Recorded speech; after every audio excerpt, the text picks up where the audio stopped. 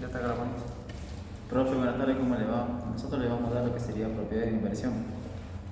Bueno, la RT nos habla en el párrafo 359 de lo que sería, digamos, las propiedades de inversión, que son prácticamente los inmuebles que están, digamos, destinados a lo que sería el arrendamiento y la locación y están destinados generalmente para generar rentas. Eh, bueno, si bien el reconocimiento digamos, cuando estos cumplen con la definición general del párrafo 22 y del párrafo 359, que bueno, dijimos que el párrafo 22 habla de lo que los activos tienen que tener la capacidad de generar beneficios económicos futuros. Bueno, también tiene que ser, digamos, que la medición satisfaga lo que sería el requisito de credibilidad o de confiabilidad y bueno, que también, digamos, la capacidad, digamos, de generar beneficios económicos futuros sea probable. Bien, profe. Empiezo con lo que es la medición inicial de propiedades de inversión. Nos indica que cuando sean propiedades de inversión adquiridas se va a medir a su costo de adquisición, que va a ser igual por la suma del precio de adquisición más los costos directos más los costos indirectos. Luego tenemos las propiedades de inversión construidas, que se van a medir a su costo de producción, que este va a ser por el valor de las sumas de su costo de materia prima, sus costos de conversión, los costos financieros y los costos de puestas en marcha. Luego tenemos las propiedades de inversión en caso de por aporte o donación, en las cuales en las pymes se va a medir por la documentación respaldatoria y en los casos de las entidades grandes se va a medir a su valor razonable y a su cotización sucedánea. Después tenemos las propiedades de inversión en caso de trueque o canje. En este caso, cuando los bienes sean similares, se va a medir por el valor del activo entregado, y en los casos de cuando los bienes no sean similares, en los casos de las pymes, se mide por el importe de la documentación respaldatoria, y en caso de las entidades más grandes y cuando no hay documentación, se va a medir por una jerarquía, en la cual va a poder medir el valor razonable o cotización sucedánea o por el valor del activo entregado. Bueno, después seguimos con la medición posterior de este rubro, que básicamente acá la RT nos va a dar dos formas de medirlo.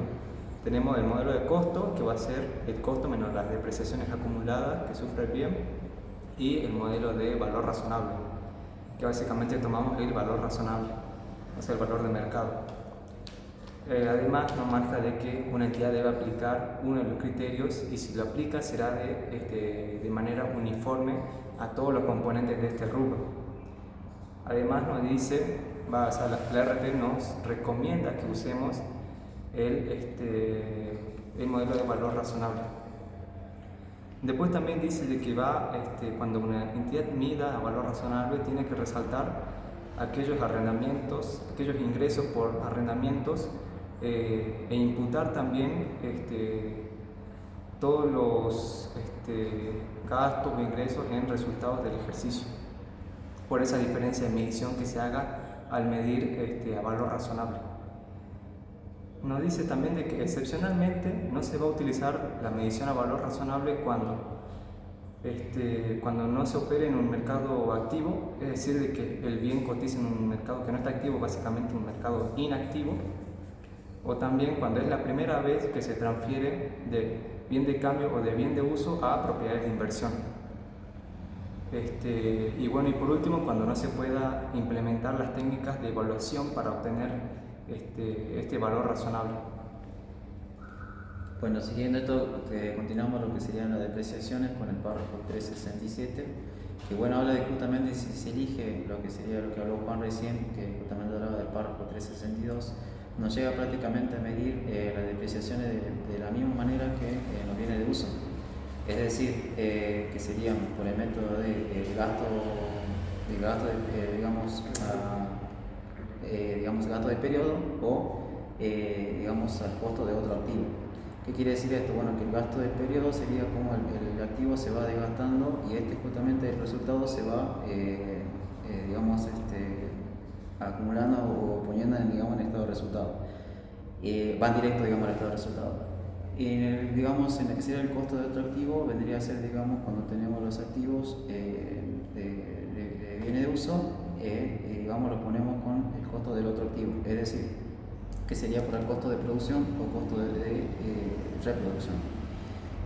Siguiendo esto, digamos, nos sigue desglosando por la forma, digamos, cuando se pone en marcha, digamos, las depreciaciones, es decir, cuando esté listo, digamos, el activo para cuando ya esté listo, digamos, que se pueda de ese punto, digamos, comenzar la depreciación.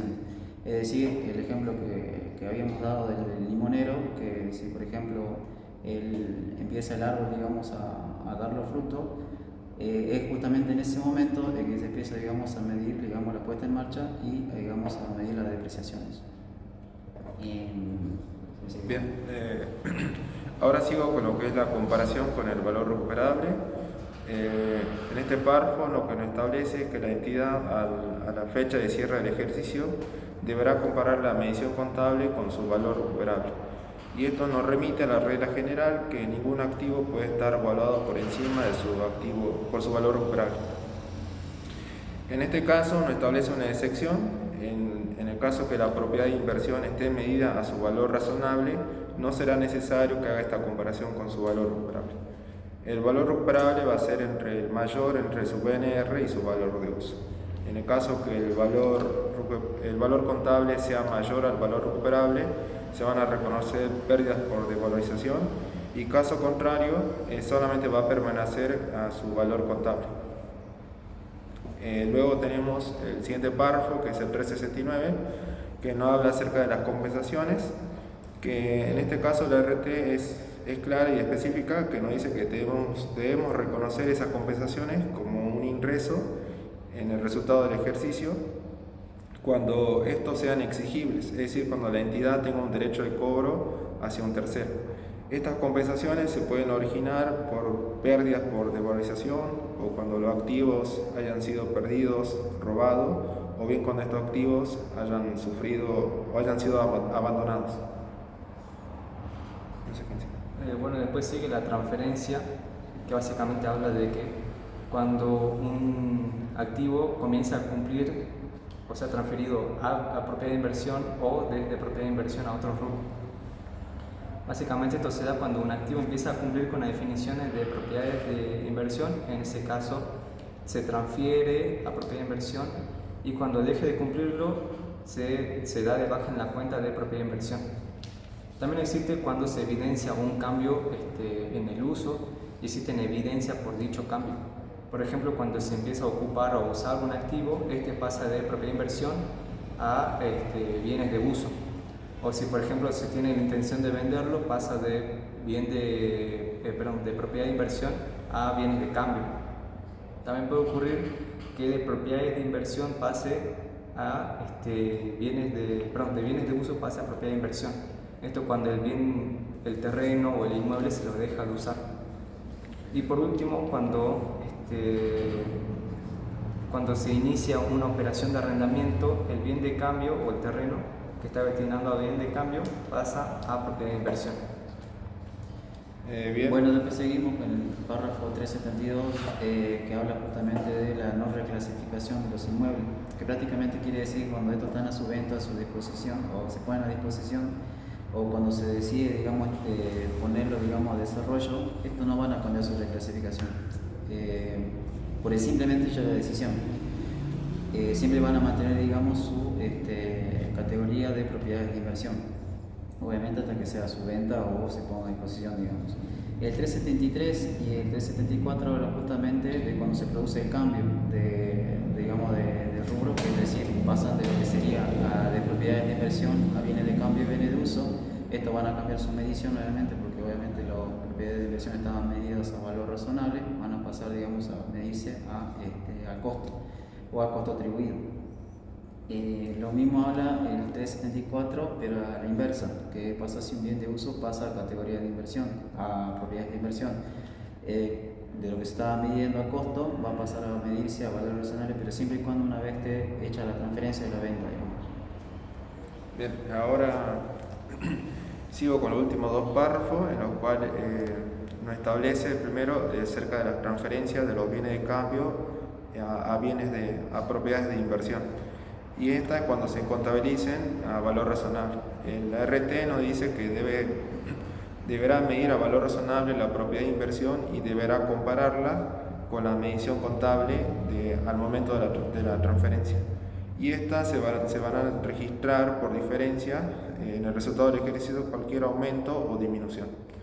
Y también nos dice que deberán ser tratadas como venta de bienes de cambio.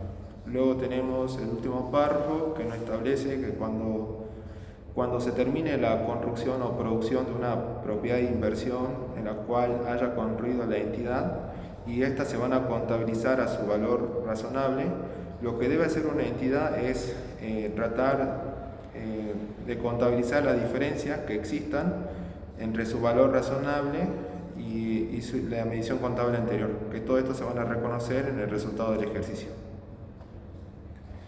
Bueno, ahora pasamos con activos intangibles. Voy a empezar con lo que es la definición.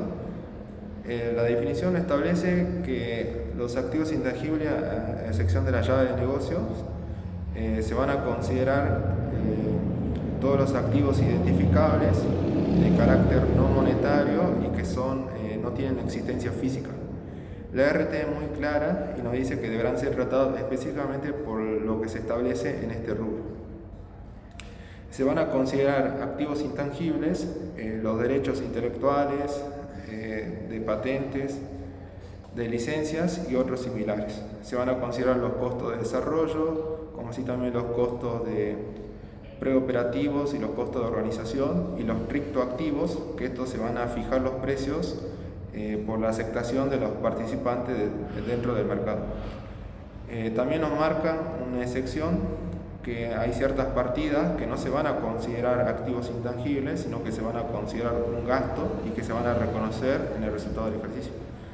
Estos son desembolsos, por ejemplo, de investigación, que estos son específicamente para adquirir nuevas capacitaciones y técnicas. Luego tenemos los desembolsos erogados para el desarrollo interno, desembolsos efectuados que la empresa hace para el marketing, para la reubicación o la reorganización. También tenemos los costos de entrenamientos, en los cuales estos no pueden ser activados en los casos de los costos de organización y de los preoperativos. Bueno, siguiendo esto tenemos el reconocimiento, que el reconocimiento dice habla prácticamente de que una entidad va a reconocer un activo intangible siempre que sea distinto de llave de negocio cuando cumpla, digamos, la definición general otra vez del párrafo 22 y del T89, que justamente acaba de citar César. Y siempre y cuando también su medición sea, digamos, cumpla con los requisitos de credibilidad y confiabilidad. Y cuando los activos, digamos, que tienen, digamos, de beneficio económico futuro, sean probables, digamos. Siguiendo con lo que hablaba César del tema de los desembolsos reconocibles como activo intangible, habla justamente de lo que son, digamos, reconocidos como gastos.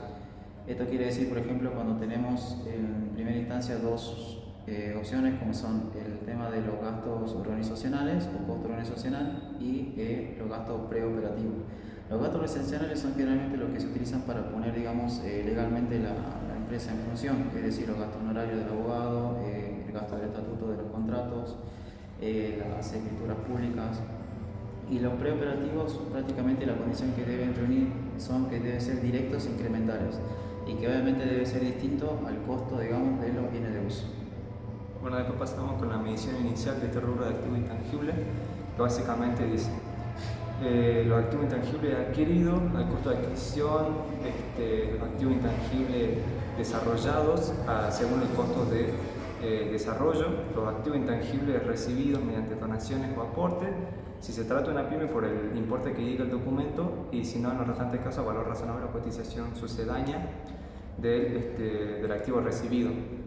Si se trata de un activo intangible recibido por trueque o canje, básicamente tenemos que, si se trata de una pyme, por el importe de la documentación, si se trata de bienes similares, por la medición contable del activo entregado, en los restantes casos, a valor razonable o cotización sucedánea del activo recibido, Y por último, valor razonable o cotización sucedánea del activo entregado.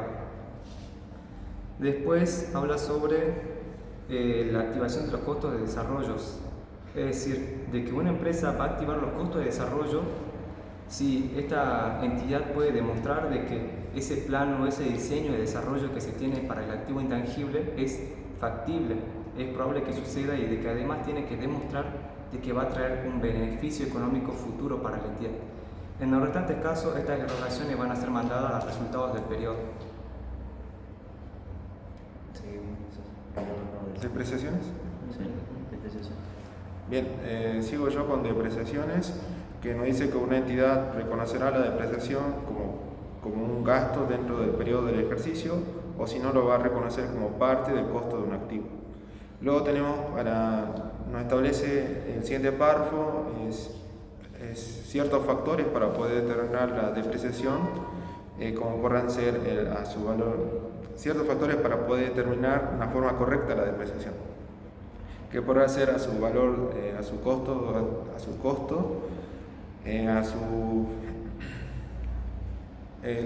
deberá tener en cuenta las pérdidas por depreciación, de forma que estos son significativas para el cálculo de la depreciación, como así también la capacidad de su servicio, es decir, que la amortización va a estar en función en las cantidades producidas, como así también en el periodo de uso o su límite legal que establecido. Luego tenemos también acerca de los activos intangibles en los cuales tiene una vida útil indefinida. La RT nos marca que la entidad en estos casos lo que debe hacer a cada cierre de ejercicio deberá compararlo con su valor recuperable y deberá reconocer si hay pérdidas por depreciación o si no lo hay. También nos marca una excepción, que es en el caso de las pymes, que estas no tendrán que hacer esta comparación con su valor recuperable a cada cierre de ejercicio, solamente cuando los activos intangibles estén medidos a valor razonable o bien estos vengan arrastrando 3 resultados del ejercicio positivos. Luego el siguiente nos marca sobre los activos intangibles en los cuales su vida útil es indefinida. Nos indica que a cada cierre de ejercicio deberá verificar si aún el activo intangible aún tiene su vida útil indefinida. Caso contrario, lo que debe hacer, la RT nos marca que se deberán tratar como cambios en las estimaciones contables. Luego tenemos sobre cómo una entidad debe reconocer estas depreciaciones, que lo más factible es reconocerla por su vida útil, que estaría definida, y deberá aplicarlo al método lineal, al cálculo de la depreciación por el método lineal. Luego tenemos el siguiente párrafo que nos indica sobre los costos de organización y los costos preoperativos, que nos dicen que sin excepción alguna, estas, cuando se empleen en la entidad, su depreciación será su valor, el cálculo de depreciación será por un menor valor de 5 años. Bueno, después sigue lo que sería medición posterior, que Sí. justamente hablaba de lo que decía César, cuando se trata de un activo que se mide, digamos, cuando es indefinido, se hace el costo original menos, digamos, las amortizaciones acumuladas, y esto justamente no se amortiza, sino que se va, digamos, haciendo las pruebas de deterioro.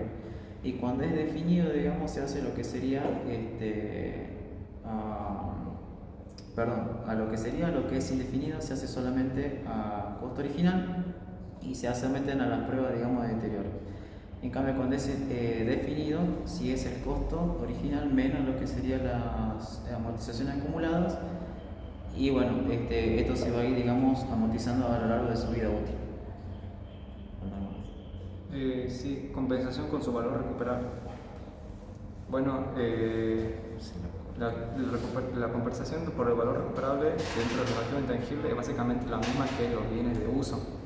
Se va a tomar según los párrafos 145 hasta el 170, que básicamente nos habla de que el valor del activo intangible no debe superar su valor recuperable, que vendría a ser el mayor entre el BNR y el BUE, que como se trata de un activo que se usa dentro de la empresa, generalmente su valor de utilización económica vendría a ser mayor que su valor neto de realización, siempre y cuando presente indicio de deterioro. Y después, ¿qué más? Yo no tengo nada. Bueno, profe, eso sería todo. Hasta luego, profe.